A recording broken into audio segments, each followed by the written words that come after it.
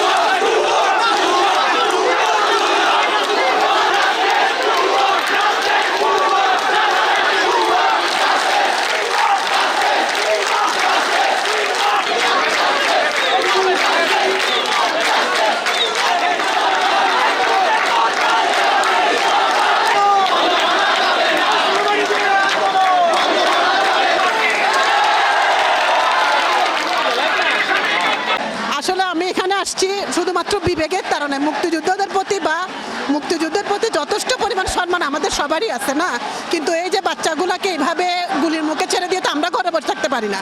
আমাদের তো বিবেক আছে। আমার বাচ্চাটা যদি বেঁচেই না থাকে, আমি মেট্রো রেল বলেন, পদ্মা সেতু বলেন, বিটিভি বলেন, এগুলোতে আমি কি করব? বাম্পার বলন দিয়ে তো আমার কিছু এসে যায় না। আমি তো অনেক চড়া দাম দিয়ে সবজি কিনতেছি, তাহলে বাম্পার বল দেখে আমার লাভটা কি? আমি এখানে শুধুমাত্র বাচ্চাদের সাথে আন্দোলনের সাথে একত্রতা ঘোষণা করার জন্য আসছি, আর কিছু না। এখানে কোনো দল মত কিচ্ছু না। যে আমরা এই যে এতগুলো বাচ্চা মারা গেল, এটা আসলে মেনে নেওয়ার মতো না। মানে যাদের বাচ্চা গেছে, যাদের সন্তান হারাইছে, তারাই বুঝবে যে কষ্টটা কি। তা আজকে বের হয়ে আসছি, আর নিজেকে ফ্রাস্ট্রেটেড মনে হচ্ছে।